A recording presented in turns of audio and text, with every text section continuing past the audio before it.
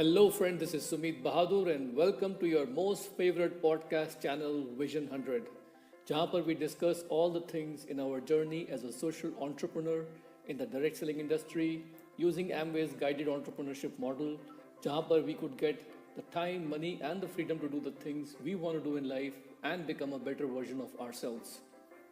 I'm very excited about today's topic because ये topic की शुरुआत ऐसे हुई थी कि some time back some of our Gen Z and millennial leaders were talking to me about the relevance of our Indian epics in today's modern world. वो मुझसे बात कर रहे थे कि जो हमारे पुराने ग्रंथ हैं उनकी क्या वैलिडिटी है, क्या उनसे सीख सकते हैं जो एप्लीकेबल है आज की दुनिया में.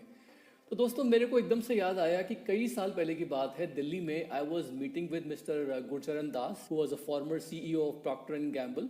उन्होंने उस वक्त एक किताब लिखी थी the difficulty of being good in which he described about the Mahabharata teachings and dharma which is applicable in today's modern world. यहाँ तक कि उस किताब को कोट भी किया था प्राइम मिनिस्टर ऑफ इंडिया ने लोकसभा में. तो उनसे बात करते हुए मैं उनसे पूछ रहा था आपको इस किताब लिखने की जो इंस्पिरेशन है या आइडिया है कहाँ से आया. तो he told me very interesting story कि some time back he was invited as a guest speaker in one of the schools in Delhi. और वहाँ पर जब वो गए तो principal asked him what are you going to talk about and he mentioned कि I want to talk about Indian epics Mahabharata Ramayana how they are applicable in today's world. तो immediately principal ने बोला अरे नहीं you shouldn't talk about these topics because ये तो religious topics हैं, these are religious topics, इनके बारे में बात मत करिए. And he said that madam why because if I go to Europe, I always see people there talking about their ancient texts written by their philosophers. And वहाँ पर जो पुराने philosophers हैं उनकी किताबें पुरानी पुरानी वहाँ डिस्कस होती हैं. तो हम लोग क्यों कतरा रहे हैं इन टॉपिक्स को डिस्कस करने के लिए. तो बहरहाल वहाँ से उनको आइडिया मिला इस किताब का और मुझे भी ऐसा लगा क्यों ना एक पॉडकास्ट बनाई जाए इस बारे में.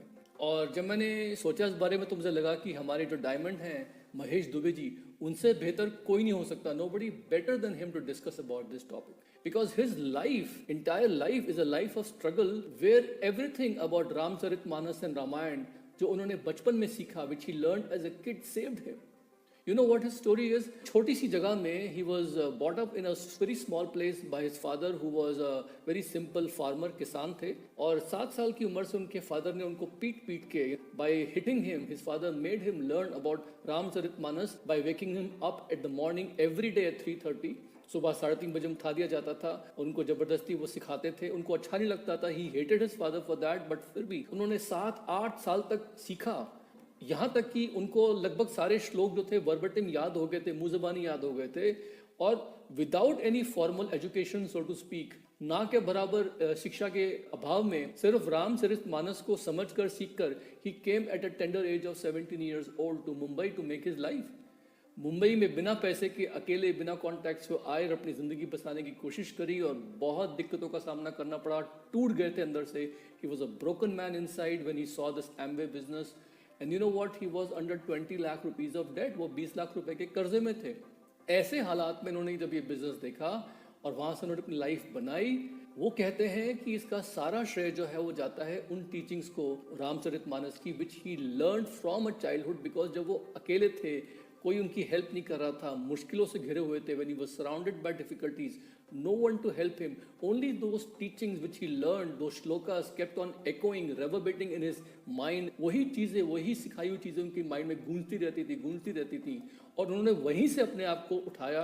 And he says that Ramayana जो है वो एक व्याख्या है. It is a description of a perfect man, मर्यादा पुरुषोत्तम. उनके चरित्र, उनकी कैरेक्टर का पूरा डिस्क्रिप्शन है. हिज थॉट प्रोसेस, किस तरीके से वो सोचते थे, what was his decision making, मुश्किल समय में उन्होंने किस प्रकार से सही निर्णय लिए, क्या चीज़ उनको गाइड करती थी. Everything has been explained. उसका पूरा वर्णन है. Almost like it is a path laid out for us if we choose to follow it. दोस्तों इंपॉर्टेंट चीज़ ये है कि उन्होंने ना सिर्फ उन टीचिंग्स को याद रखा बट इनको समझ के उनको राइट टाइम पे अप्लाई किया. तो आइए let's talk to him and learn about this interesting journey in his life. I am very excited and I will come back later and talk to you. Mahesh ji, आपका स्वागत है हमारे विजन 100 पॉडकास्ट में. Thank you sir. Thank you sir. Mahesh ji, आज मैं आपसे हमारी पूरी टीम के बिहाफ पे कुछ बहुत ही महत्वपूर्ण, बहुत ही इंपॉर्टेंट क्वेश्चंस पूछना चाहता हूँ. जी. तो मेरा पहला सवाल आपसे यही है कि आपकी फॉर्मल एजुकेशन तो ना के बराबर थी और जब आप मुंबई इतनी यंग एज पे आ गए थे तो उस वक्त आपको राइट डिसीजंस लेने में रामचरितमानस जो है उसकी जो टीचिंग्स है वो कैसे काम आई? आप तो हमारे गुरु हैं. सबसे पहले मैं आपको नमन करता हूँ, प्रणाम करता हूँ. आपको बताऊं सर कि मेरी जिंदगी में जैसे कि एजुकेशन मेरा तो हो नहीं पाया था। जब मेरी जिंदगी में जब मैं मुंबई आया, और मुंबई आने के बाद क्या होता है कि मैं अकेला पड़ गया, कोई सहारा नहीं था, कोई एक टाइम का भोजन भी देने वाला नहीं था, कोई रिश्तेदार नहीं था। और पिताजी मुझे हमेशा बस मानस की बातें करते थे और कहते थे, बेटा अगर तुम ये मानस को समझ लोगे, रामचरित को समझ लोगे, तो आपका जीवन जीना बड़ा सरल हो जाएगा। तो बहुत ही मतलब मैं कठिनाइयों में जब यहाँ पे था, तब पिताजी की बातें और मानस की बातें याद आने लगी। क्योंकि पहले तो माँ बाप के साथ रहे तो कोई चिंता नहीं होती थी, अब यहाँ पे तो भोजन नहीं मिल रहा है, तो कई बार फाके मार के, शक्कर खा के, पानी पी के सो रहे हैं। तो ये बातें सर रामचरित मानस की, जैसे आपने मुझसे पूछा, रामायण, जैसे कि रामायण में जब स्टार्ट हुआ रामायण, मेरे पिताजी मुझे उस टाइम पे तो बहुत ही सख्ती के साथ पढ़ाया करते थे, तो मेरा मन तो नहीं लगता था। लेकिन रामायण पूरे ग्रंथों का सार है, शास्त्रों का निष्कर्ष है। ये सुनने में पौराणिक लगता है, लेकिन ये मर्यादा पुरुषोत्तम भगवान श्री राम के चरित्र की देखा जाए तो पूरी की पूरी व्याख्या है। और एक इंसान जो अपनी उन्नति चाहता है सर, अगर हम देखें तो उसके लिए ये सीखना बहुत ही जरूरी हो जाता है कि जीवन में किन किन गलतियों को सुधारना है। क्योंकि गलतियां जो होती है ना, वो बार बार जीवन में होती रहती हैं। अब उसको सुधारा कैसे करें, कौन सिखाएगा हम? बेसिक पढ़ाई में तो ये सिखाया नहीं जाता है गलतियों को सुधारना। वो तो बेसिक डिग्री मिल जाती है, आदमी नौकरी पे लग जाता है। तो जीवन को जीना कैसे है, रामचरितमानस हमको ये सिखाता है। और स्टार्ट में गोस्वामी तुलसीदास जी ने जब रामचरितमानस लिखा, तभी उन्होंने पहले ही श्लोक में लिख दिया कि नाना पुराण निगमागम सम्मतम यद रामायणे निगदितम क्वचिदन्यतो अपि स्वांता सुखाय तुलसी रघुनाथ गाथा भाषा निबंध मति मंजुल मातनोती। मतलब उन्होंने कहा कि ये बहुत ही सरल तरीके से मैं प्रकट कर रहा हूं, सरल तरीके से इसको लिख रहा हूं, लेकिन इसमें सारे पुराणों का, ग्रंथों का, वेदों का, एटलीस्ट जो भी चाहिए हमारे संपूर्ण जीवन का व्यक्तित्व विकास करने के लिए, वो पूरी चीजें मैं आपको यहाँ पे देने वाला हूं। ये पहले श्लोक में, पहले पेज पे गोस्वामी जी ने लिखा। तो यहाँ पे क्या होता है सर कि जीवन में गलतियों को अगर सुधारेंगे तो जीवन बदलेगा। तो किन चीजों पे काम करना है, कैसे जीना है, कैसे सोचना है, ये सिर्फ एक पुरुषोत्तम इंसान ही जीवन चरित्र से सीखा जा सकता है। क्योंकि अगर वो व्यक्ति में काबिलियत नहीं है सर, कोई सिखाने वाला, मान लो मैं किसी को अपना गुरु बनाता हूं, अभी उसमें ही काबिलियत नहीं है, तो मुझे क्या सिखाएगा? हमने किसी को भी गुरु बना लिया, वो एक अलग बात है, मन की भावना। लेकिन अगर मेरा जीवन संपूर्ण बदलना है तो मुझको एक राइट इंफॉर्मेशन मुझे चाहिए। तो राम से हमको एक सही इंफॉर्मेशन मिलती है, क्योंकि जब उनकी हम लीला पढ़ते हैं, उनकी कथाएं पढ़ते हैं, उनके बारे में जब जानते हैं, तब हमको ये पता चल जाता है कि हमें किस तरीके से रहना चाहिए, क्या क्या हमें अपने जीवन में सुधारा करना चाहिए। इसलिए सिर्फ मैं एक कथा ना मानते हुए रामचरितमानस को जीवन का सार मानता हूं सर। और ये सार मानते हुए फिर हमारे जीवन में बहुत सारी चीजों का सुधारा करना शुरू हुआ परमात्मा की कृपा से। क्योंकि नौकरी का जीवन था और कोई सुनने वाला नहीं था। लेकिन जब हमने देखा कि राम किस तरीके से जिए, राम का जब जन्म हुआ तो राम क्या करते थे? राम सबसे पहले सुबह उठते थे तो वो क्या करते थे कि वो अपने माता पिता को प्रणाम करते थे। अब आज हम किसी नए बच्चे को सिखाते हैं कि माता पिता को प्रणाम करो, तो बहुत सारे बच्चे जो संस्कार से नहीं है सर, अगर आप देखेंगे तो उनको शर्म आती है प्रणाम करते हुए, चरण स्पर्श करते हुए उनको। लेकिन यहाँ पर वो ये कहते हैं, गोस्वामी जी ने लिखा कि जब राम सुबह उठते थे तो अपने माता पिता को और अपने गुरु का वंदन प्रणाम करके फिर वो सुबह के बाद में अपने दिन का कार्यक्रम शुरू करते थे।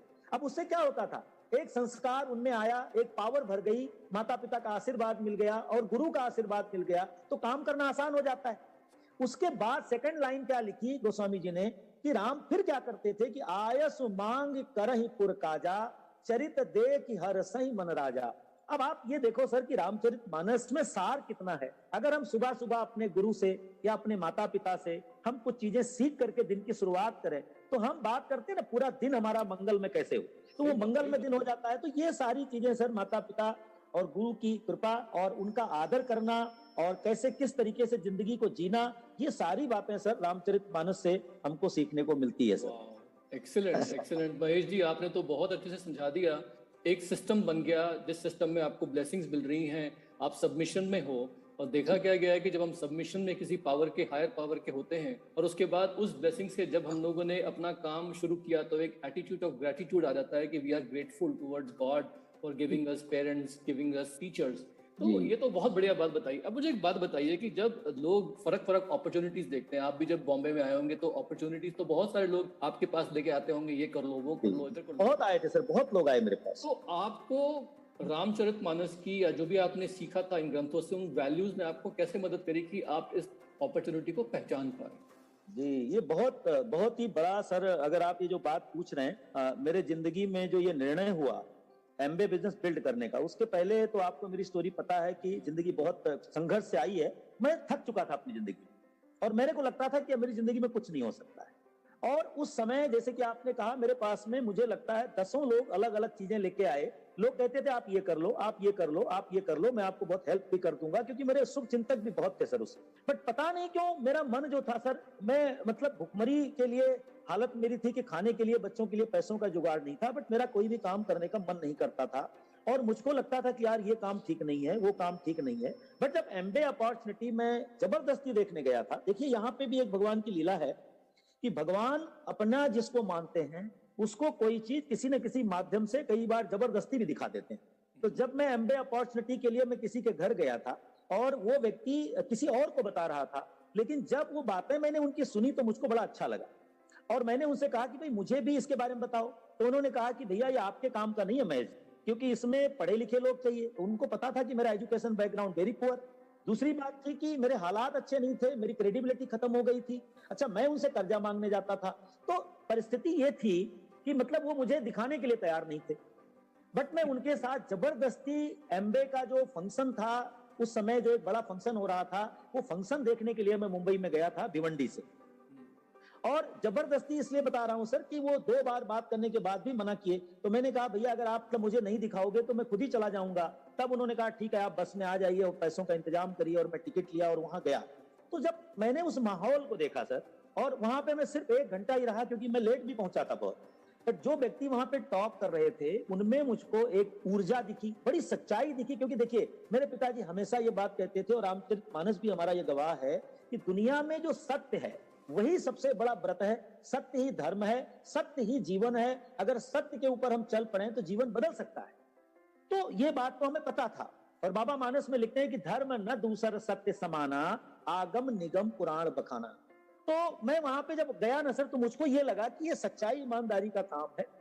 और ये अगर मैं करता हूं, बहुत सारे लोगों को, जैसे कि हमने कुछ लीडरों को हमने सामने सुना, गुरुओं को सुना, बहुत सारे सक्सेसफुल लोगों को सुनने के बाद में हमारे दिमाग में ये बात बैठ गई कि जो रामचरितमानस कह रहा है, सच्चाई से चलो, कभी झूठ न बोलो, लोगों की सेवा करो। क्योंकि एमबे प्रोडक्ट के बारे में कभी झूठ नहीं बोलना है।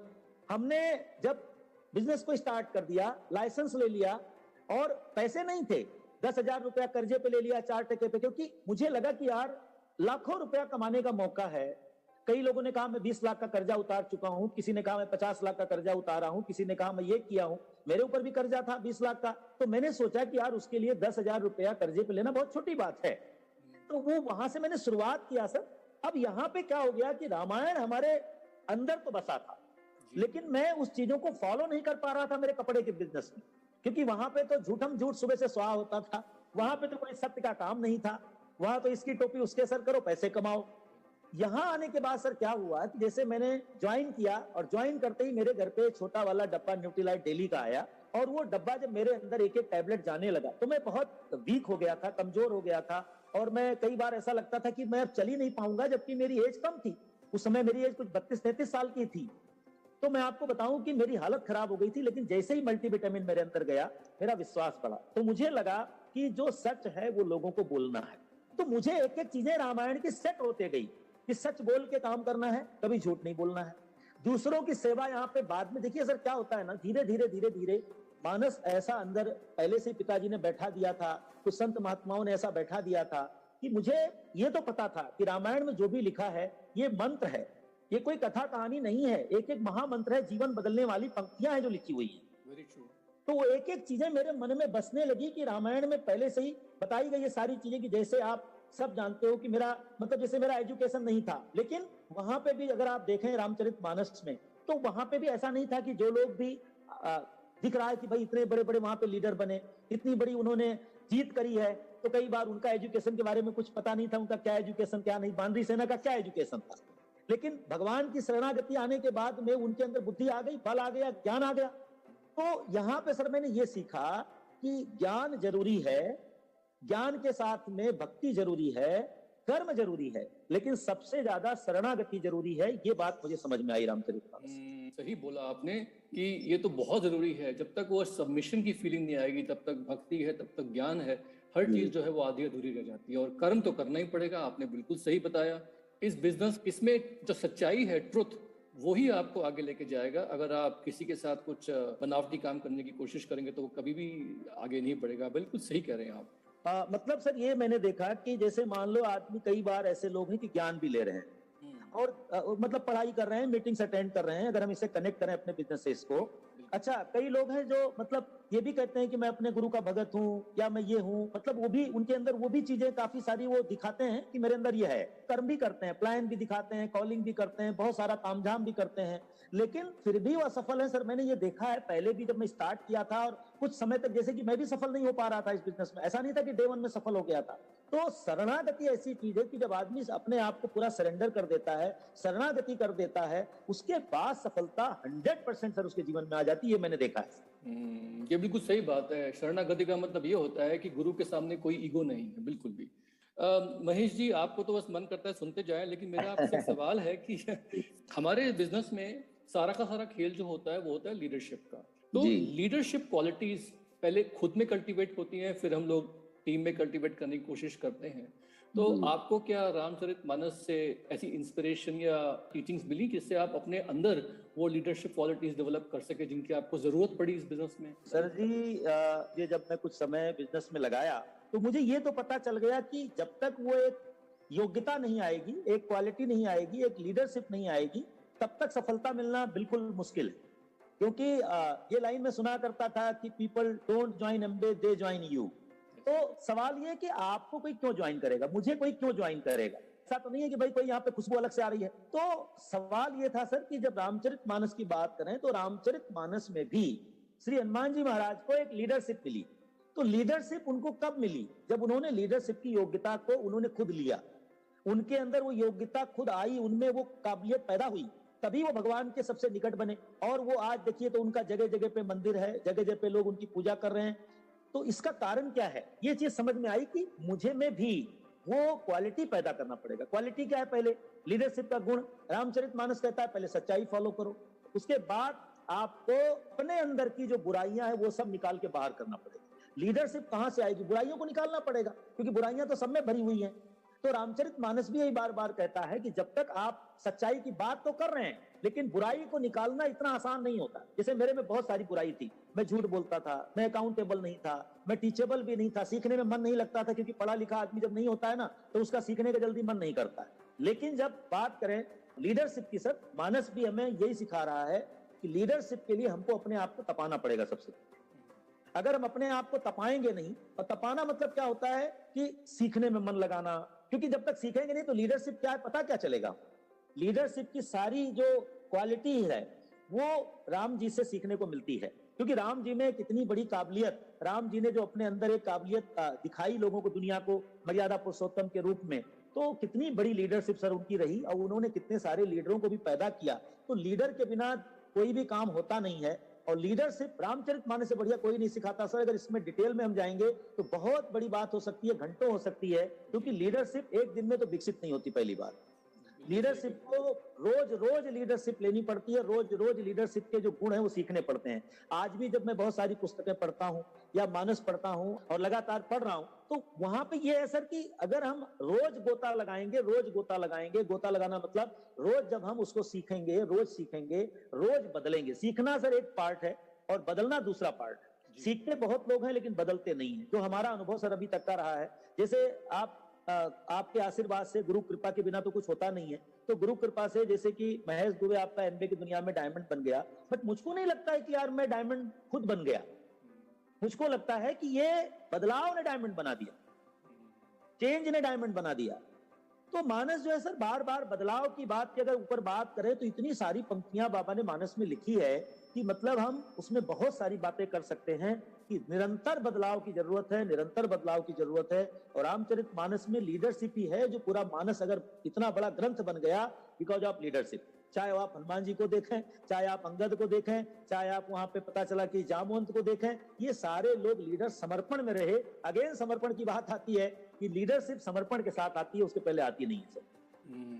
आपने तो इतनी गहरी और इतनी डीप बातें बता दी, जिसमें आपने सारे ही टॉपिक्स कवर कर दिए, सारी कोर वैल्यूज लीडरशिप की आपने टच कर दी। और आपने इन सब के ऊपर क्या बताया, leadership is all about authenticity. You have to be authentic, you have to be honest, you have to be true to yourself. अगर आप अधिक बनेंगे नहीं तो अधिक पाएंगे नहीं। और यहाँ पर तो आपने तपने की बात बता दी, you have to overcome in order to become. और वो ओवरकमिंग तभी होता है जब हम चैलेंजेस से घिरेंगे और चैलेंजेस में आगे बढ़ेंगे। और आपने स्टाइल ऑफ लीडरशिप में तो इतने सारे नाम गिनाए, लेकिन सबसे बड़ी बात जो हम लोगों को लगती है वो ये है कि भगवान राम ने बताया कि लीडरशिप में जितना बड़े लीडर बनेंगे आप, उतना ज़्यादा आपको हम्बल रहना पड़ेगा, उतना ज़्यादा आपको रिलेटेबल रहना पड़ेगा। तो मेरा आपसे सवाल है कि लीडरशिप जो है, आपने बार बार ये वर्ड यूज़ किया, समर्पण, सबमिशन।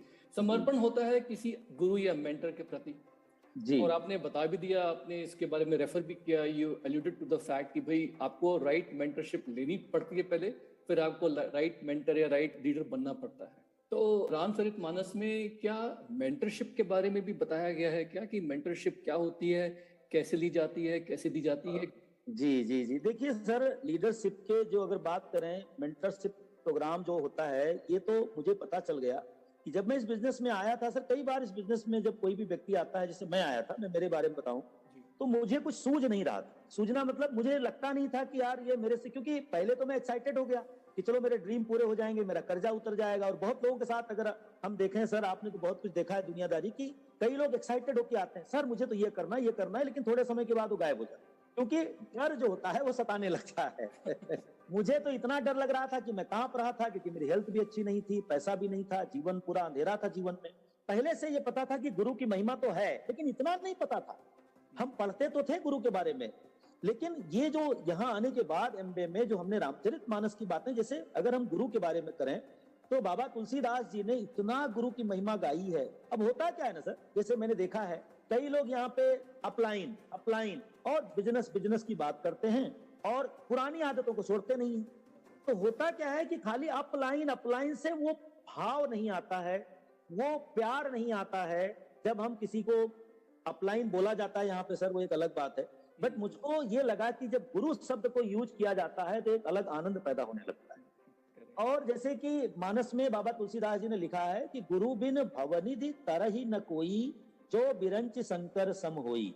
भले वो शिव और ब्रह्मा के समान क्यों ना हो जाए, लेकिन गुरु के बिना उसका जीवन की नैया पार नहीं होती है। अब यहाँ पे बहुत बड़ी लाइन है सर, ये कि कितनी बड़ी बात है कि गुरु एक शक्ति है, गुरु एक पावर है, गुरु एक परमात्मा का रूप है, लेकिन कहाँ मिलेगा? शायद वो हमारा भी भगवान परीक्षा लेते हैं, हमें भी शायद अपने आप को बहुत बदलना पड़ता है, तपाना पड़ता है, तब सही गुरु से भगवान भेंट कराता है। जैसे हमें इस बिजनेस में आए, स्पॉन्सर मिले, स्पॉन्सर के ऊपर कई लोग, स्पॉन्सर स्पॉन्सर के ऊपर स्पॉन्सर, ऐसे बहुत सारे लोग मिलते गए। लेकिन बाद में क्या हुआ, जब हमें एक गुरु की, क्योंकि गुरु सर क्या होता है कि जैसे मानस क्या बताता है कि गुरु जो होता है, गुरु भी अपने शिष्य से पर्दा नहीं करता है कभी, वो सब चीजें बता देता है। जब मुझे पंकज जी मिले तो क्या हुआ कि उन्होंने सब चीजें खोल के बता दिया, और उनकी बातें मुझे बहुत पसंद आ गई कि यार मन साफ का जो बात थी ना, कि हम इतनी गरीबी झेले हैं, पढ़े लिखे नहीं थे, उसके बाद भी हो गए, हमें क्या करना पड़ा।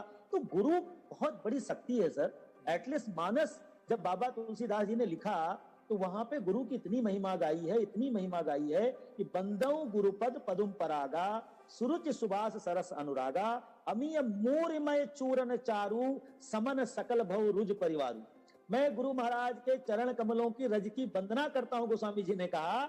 और उन्होंने ये कहा कि जो सुरुचि, सुंदर, स्वाद, सुगंध तथा अनुराग रूपी रस से पूर्ण है, वो अगर मूल संजीवनी जड़ी का सुंदर चूर्ण है, जो संपूर्ण भव रोगों के परिवार को नाश करने वाला। अब बात क्या आती है सर, देखिए, मानस पढ़ना और उसके ऊपर विश्वास करना, जैसे कि पहले ही बात हुई थी, विश्वास बड़ी चीज है। अब बाबा गुरु की महिमा बता रहे हैं। सवाल यह है सर कि इस बिजनेस में जब हमने ऋषि दिवस की जीवनी पढ़ी, ऋषि दिवस जैसे कैसे बने, और वादे निभाने की किताब पढ़ी थी, ये पढ़ने के बाद मुझे ये पता चला कि एमबीए बिजनेस, पता नहीं सर, मुझे लगा बिजनेस नहीं है। मैं आपको आज बता रहा हूं, मुझे लगा कि ये तो बस कुछ लोगों को प्यार करना, अच्छे संबंध बनाना और गुरु की भक्ति करना। गुरु की भक्ति का मतलब क्या होता है सर? जैसे आज भी मुझे कोई बहुत सारी बातें मुझे पता नहीं है, लेकिन जब मैं आपसे उसको निश्चल भावना के साथ जब मैं आपसे पूछ लेता हूं और आप मुझे निश्चल भावना से बता देते हैं, तो मेरे को क्या लगता है कि मेरे परमात्मा ने मुझको ये बात बता दिया है, क्योंकि गुरु कभी भी शिष्य से कपट नहीं करता, और वो शिष्य नहीं है जो गुरु से कपट करे, तो वो भी शिष्य नहीं होता है किसी का। अच्छा आप कुछ कह दो और मैं उसको बोलूं अरे सुमित सर ने बोला कोई बात नहीं है, मैं तो अपने मन का करूंगा, तो भी वहां पे समर्पण यहाँ पे भी आता है सर। गुरु और शिष्य का जो आपस में एक समर्पण का भाव है, वो मानस हमको सिखाता है। गुरु के बन के जब आप रहोगे तब आपका जीवन बदलने लगेगा।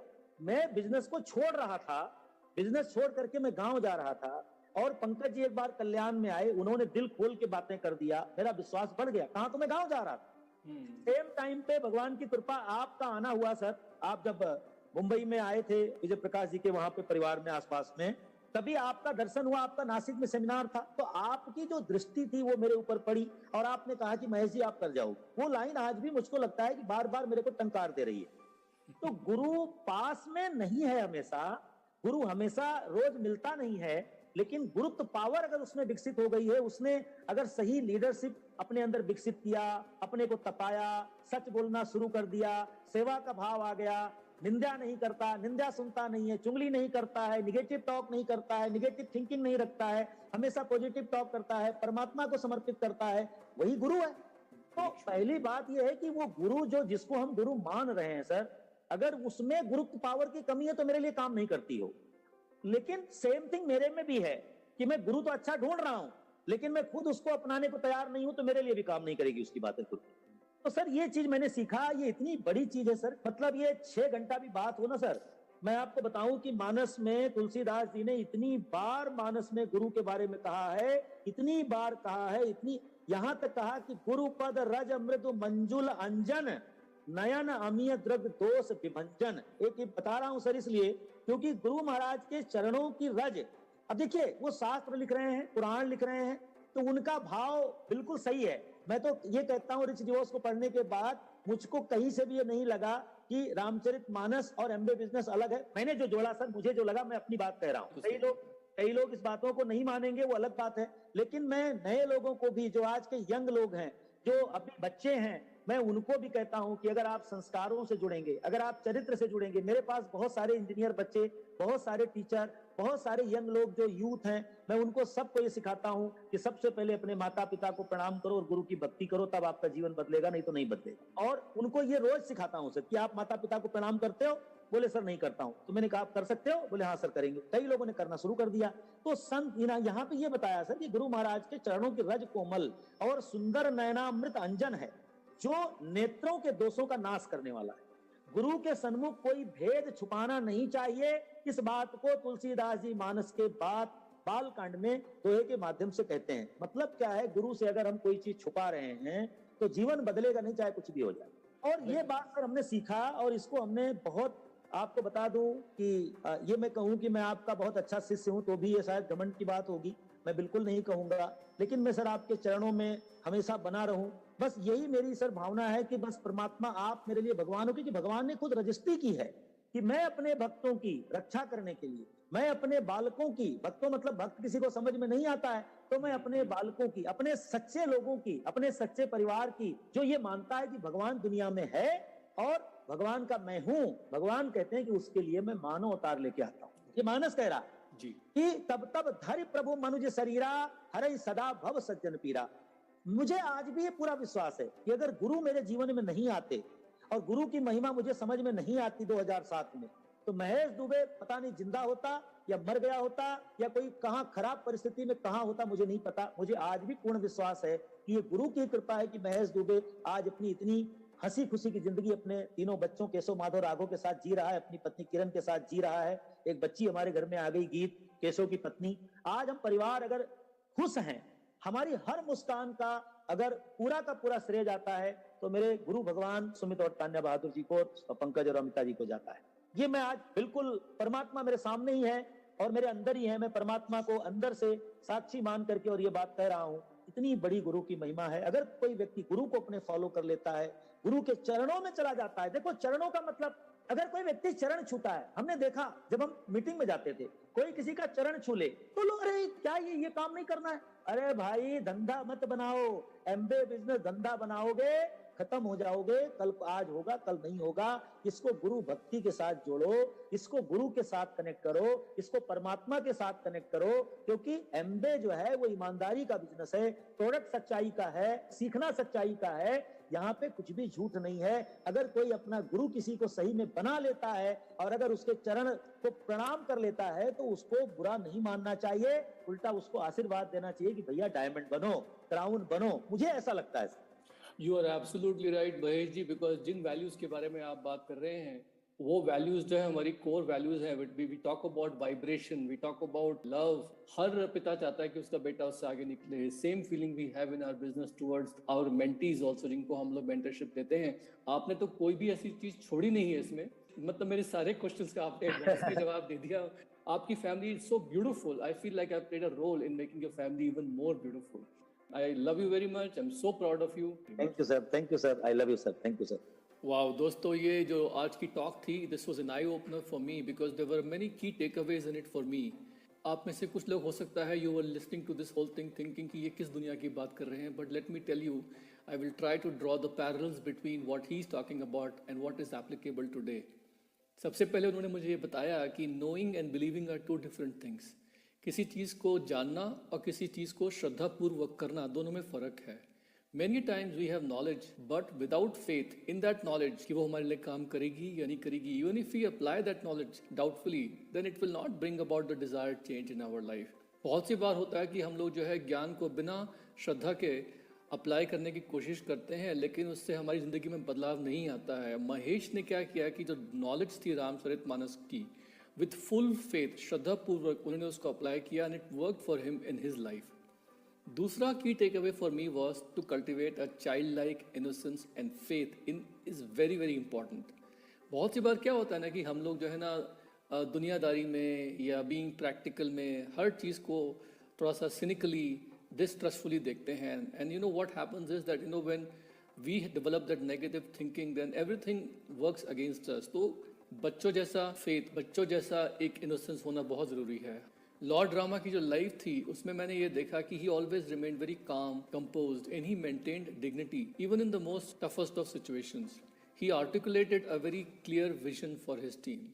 उन्होंने अपनी टीम के लिए एक बहुत ही क्लियर गोल, क्लियर विजन दिया, जिससे पूरी टीम यूनाइट हो गई। और उनकी जो टीम मेंबर्स थे वो कभी कभी अपने आप में डाउट रखते थे, they used to doubt themselves, but he showed full faith in them, he uplifted them. कब तक? जब तक कि his team members were not able to develop the necessary skills. जब तक उन टीम मेंबर्स में खुद की योग्यता विकसित नहीं हुई, तब तक वो उनमें बिलीव करते रहे, फेथ करते रहे। और जब उनके अंदर वो योग्यता आ गई, when they developed the necessary skills, they took leadership in their own hands. And the key takeaway for me was that leadership cannot be given away to people कि आओ मैं तुम्हें लीडर बना देता हूँ. No, it has to be taken away by them. Fourth takeaway I had was that law of attraction works for Mahesh. You know, he basically attracted the right mentor the way he wanted in his life. जैसा जिस प्रकार का गुरु वो life में चाहते थे, because उनको गुरुत्व पावर में, गुरु की शक्ति में विश्वास था पूरा. And this shows when the student is ready and prepared to receive, then the master appears. कि जब विद्यार्थी तैयार रहता है अच्छा विद्यार्थी बनने के लिए और दिल से कामना करता है, तो राइट टीचर उसकी लाइफ में आ जाता है, राइट गुरु उसकी लाइफ में आ जाता है. So the take away for me was, you know, better to be the right student in life than to keep looking and searching for the right teacher. Right student बनने में विश्वास करना चाहिए हम लोगों को, बजाय राइट टीचर को खोजते रहें, क्योंकि राइट टीचर मिल भी जाएगा, लेकिन अगर हम राइट स्टूडेंट नहीं है तो उनकी जो नॉलेज है, उनकी जो शिक्षा है, उनकी जो मेंटरशिप है, उससे हमको फायदा नहीं होगा. पांचवा की टेक अवे मेरे लिए था कि a leader develops other leaders. He doesn't get insecure or threatened by them. एक अच्छा लीडर जो होता है वो अपने टीम के अन्य लीडर्स को डेवलप करता है और उनके बढ़ते हुए लीडरशिप स्किल्स को देख के उसे कोई भी इनसिक्योरिटी या जलन महसूस नहीं होती है. Lord Rama nurtured his leaders, and today many of the leaders that he produced, the devotees so called, they are worshipped as much as him or even more, example being Lord Hanuman. But that is a testimony to his effective leadership. हो सकता है आप जिन लोगों को आज leader बना रहे हैं, उनको हेल्प कर रहे हैं, कल को वो आपसे बड़ा सक्सेस इस बिजनेस में लेके आ सकते हैं, लेकिन दैट डजंट मीन कि आप उनके साथ कोई कंपटीशन रखो. Rather you should welcome that they are rising up above you. That is a testimony to your leadership, you know. Sixth thing that I really took away from this whole talk was that a leader keeps learning new skills and transforming oneself. एक जो leader होता है वो हमेशा नए नए skills सीखता रहता है और खुद को तपाता रहता है, अपने आप को ट्रांसफॉर्म करता रहता है. Self transformation leads to success. खुद का जब तक बदलाव नहीं होगा तो हमें सफलता नहीं मिलेगी। और applied knowledge with faith leads to self transformation. जिस ज्ञान को हम लोग जो है भक्ति भाव के साथ श्रद्धा पूर्वक अप्लाई करेंगे वही जो है हमारे अंदर बदलाव पैदा करेगा। अदरवाइज जो है बदलाव नहीं आएगा अगर कोई भी इंग्रेडिएंट जो है वो मिसिंग है। और सातवां की टेक अवे मेरे लिए क्या था कि leader is full of integrity and values.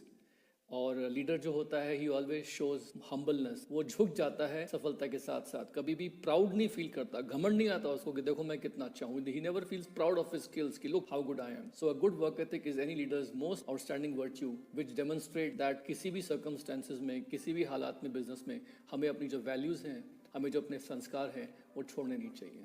भगवान राम के अंदर एक बहुत स्ट्रॉन्ग वर्क एथिक थी। उन्होंने कभी भी अपनी वैल्यूज को इवन बैटलफील्ड में कॉम्प्रोमाइज नहीं किया, विच डेमोन्स्ट्रेट्स कि हम लोग जो है मुश्किलों में भी अगर अपनी वैल्यूज खो बैठेंगे तो हमारा जो लीडरशिप है वो कहीं का नहीं रहेगा। दोस्तों, I hope that you enjoyed this talk as much as I did. I learned a lot from it and I look forward to meeting you and talking to you the next time. Take care, bye for now, love you all very much.